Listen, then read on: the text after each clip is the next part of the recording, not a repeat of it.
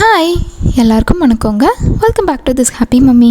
இன்றைக்கி வீடியோவில் நான் உங்கள் கூட ஷேர் பண்ணுறது நம்ம குழந்தைங்களுக்கான உணவு. அண்டு இன்றைக்கி நான் வந்து கோதுமை, ராகி, சிகப்பரிசி இது மூணுமே வச்சு மூணு தனித்தனியான உணவுகள், குழந்தைக்கான உணவுகள் நான் வந்து உங்கள்கிட்ட செஞ்சு காமிக்க போகிறேன். இது மூணுமே வந்து நிறைய சத்து நிறைஞ்சது. அயன், கால்சியம், ப்ரோட்டீன்னு சொல்லிட்டு குழந்தைங்களுக்கு தேவையான அத்தனையுமே இதில் இருக்கும். அண்டு இது வந்து ரொம்ப சிம்பிளாக நம்ம வந்து பவுடர் மாதிரி பண்ணி வச்சுக்கிட்டு அதுக்கப்புறம் வந்துட்டு சுடு தண்ணியில் நம்ம காய்ச்சி கொடுக்க போகிறோம். இதில் ஃபர்ஸ்ட் நான் உங்களுக்கு காமிக்க போகிறது கோதுமை வச்சு நம்ம செய்ய போகிறோம். ஸோ இதுக்காக கோதுமை 1 கப், தவிடு அதெல்லாம் இல்லாமல் சுத்தமாக எடுத்து வச்சுக்கோங்க. 1/2 கப் சிகப்பு அரிசி, பொட்டுக்கடலை 1/4 கப்புங்க. அதுக்கப்புறம் ஜவ்வரிசியும் 1/4 கப் எடுத்துக்கலாம். முந்திரி, திராட்சை 10 அப்படிங்கிற அளவுக்கு நம்ம எடுத்துக்கிறோம். இது எல்லாத்தையுமே நம்ம தனித்தனியாக வடைச்சட்டியில் போட்டு நல்லா வறுத்துக்கலாங்க. கோதுமை, ஜவ்வரிசி இந்த மாதிரி பொரியிற சத்தம் வரும்போது பார்த்திங்கன்னா ஜவ்வரிசி ஒன்று ஒரு சுத்து பெருசாகும். அதுதான் ஜவ்வரிசி நல்லா நம்ம வறுத்துட்டோங்கிறதுக்கான கணக்கு. சிகப்பரிசி, இப்போ பொட்டுக்கடலை கூட நம்ம நட்ஸையும் சேர்த்தே வறுத்துடலாங்க. நம்ம தனித்தனியாக வறுத்து எடுத்த எல்லாத்தையுமே இந்த மாதிரி ஒரு பெரிய பாத்திரத்தில் கொட்டி வச்சு நம்ம வந்து ஆற வச்சு எடுத்துக்கலாம். நல்லா ஆறினதுக்கப்புறம் இந்த மாதிரி மிக்சியில் போட்டு நம்ம அரைச்சிக்கலாங்க. இந்த மாதிரி சம்படத்தில் எனக்கு வந்து 3/4 வந்துச்சுங்க இந்த மாவு. இது நம்ம இனி எப்படி செய்கிறது அப்படின்னு பார்க்கலாங்க. இதில் வந்து 1:1 அப்படிங்கிறது தான் இதோட ரேஷியோ. 1 டம்ளருக்கு 1 ஸ்பூன் அப்படின்னு சொல்லி எடுத்துக்கோங்க. நான் 2 டம்ளர் தண்ணிக்கு 2 ஸ்பூன் பவுடர் எடுத்து போட்டு நான் வந்து இப்போ கூழ் செய்கிறேன்.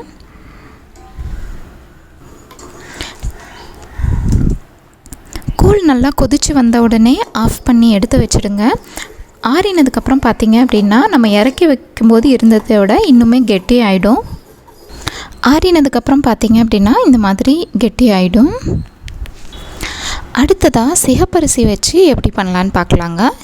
இதுக்காக 1 கப் சிகப்பரிசி, 1/4 கப்பு பொட்டுக்கடலைங்க, 1/4 கப்பு துவரம்பருப்பு,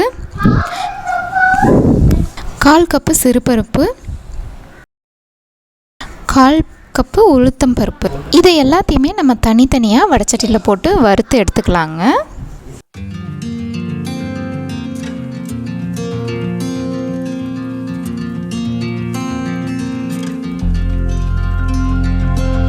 Artlist.io.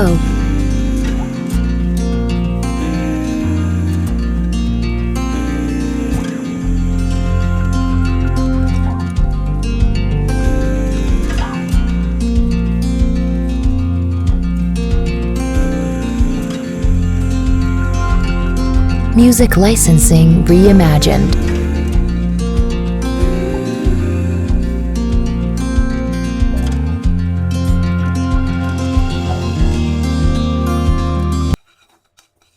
நம்ம தனித்தனியாக வறுத்து எடுத்தது எல்லாத்தையுமே இந்த மாதிரி பெரிய தட்டில் போட்டு ஆற வச்சுக்கலாங்க.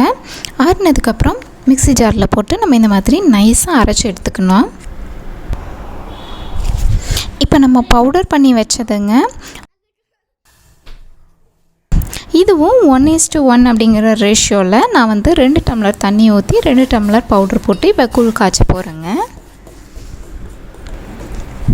நம்ம இந்த மாதிரி அரைச்சி வச்சுருக்க பவுட்ரை கூழ் மட்டும் இல்லாமங்க, நம்ம குழந்தைங்களுக்கு தோசை ஊற்றி கொடுக்கும்போது, இட்லி ஊற்றும் போது அப்போவும் நம்ம அதை கலந்து நம்ம வந்து ஊற்றி கொடுக்கலாம். அதே மாதிரி சப்பாத்திக்காக மாவு பிணையும் போது நம்ம இந்த பவுடர் கலந்தும் நம்ம வந்து சப்பாத்தி போடலாம் குழந்தைங்களுக்காக. 2-3 நிமிஷம் நல்லா பபிள்ஸ் வந்து கொதிச்சதுக்கப்புறமா ஆஃப் பண்ணிவிடுங்க. ஆறினதுக்கப்புறமா பார்த்திங்க அப்படின்னா இந்த மாதிரி நல்லா கெட்டி ஆகிடும். இதுவும் அடுத்ததாங்க ராகிக்கான பவுடர் எப்படி அரைக்கலான்னு பார்க்கலாம். இது மட்டும் கொஞ்சம் வித்தியாசமாக இருக்கும். இதுக்காகங்க 1 கப்பு ராகி எடுத்துக்கலாம், 1/2 கப்புக்கு துவரம்பருப்பு, 1/2 கப்புக்கு உளுத்தம்பருப்பு, 1/4 கப்பு சிறுபருப்பு எடுத்துக்கலாங்க. அதே மாதிரி 1/4 கப்பு பார்லி, 10 கேஷ்யூ, அதே மாதிரி 10 பாதாம் எடுத்து வச்சுக்கலாங்க. இது எல்லாத்தையுமே நம்ம இப்போ ஒரு பெரிய பாத்திரத்தில் தண்ணி எடுத்து இதை நம்ம வந்து 1 மணி நேரத்துக்கு ஊற வைக்க போகிறோம். ஸோ இதில் எல்லாத்தையுமே போட்டுடலாம். இது எதுக்காகன்னு கேட்டிங்க அப்படின்னா, ராகியில் வந்து நிறைய சின்ன சின்ன தூசி அதெல்லாம் இருக்குங்க. அது எல்லாத்தையும் போக்குறதுக்காக. அதே மாதிரி ராகி வந்து குழந்தைக்கு சீக்கிரமாக ஜீரணமாயிடும், இந்த பருப்புகள் எல்லாமுமே சீக்கிரம் ஜீரணமாகணும் அப்படிங்கிறதுக்காக 1 மணி நேரத்துக்கு ஊற வச்சுட்டு அதுக்கப்புறமா இதை நம்ம அரைக்க போகிறோம். எப்படின்னு பார்க்கலாம். இந்த மாதிரி இதில் இருக்க தவிடு எல்லாத்தையுமே நீங்கள் வந்து தண்ணி ஊற்றி களைஞ்சி எடுத்துருங்க. ஒரு 3 இல்லை 4 தடவை கூட தண்ணி வந்து கிளியராக வர வரைக்கும் நீங்கள் வந்து களைஞ்சி எடுத்துடலாம். இப்போ இது 1 மணி நேரம் நல்லா ஊறட்டுங்க. ஊறினதுக்கப்புறமா தண்ணியை வடித்து எடுத்துகிட்டு இந்த மாதிரி ஒரு வெள்ளை துணியில் வெயில் படுற இடத்துல துணி விரித்து இந்த மாதிரி நம்ம வந்து காய வச்சிடலாங்க. இப்போ இது ஈரப்பதமெல்லாம் போய் நல்லா காஞ்சதுக்கப்புறம் எல்லாத்தையும் எடுத்து நம்ம ஒரு தடவை வதக்கி எடுத்துடலாங்க.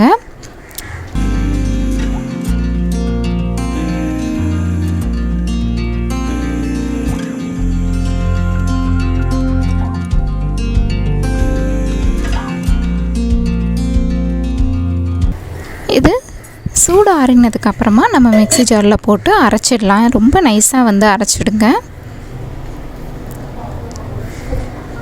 இப்போ இந்த பவுடர் யூஸ் பண்ணி நம்ம கூழ் காய்ச்சும் போது இதுவும் 1:1 அப்படிங்கிற ரேஷியோவில் தான் நம்ம வந்து கூழ் வைக்க போகிறோம்.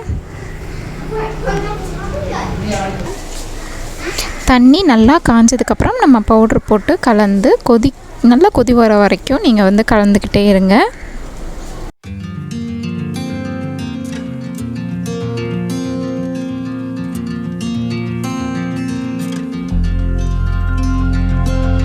Artlist.io.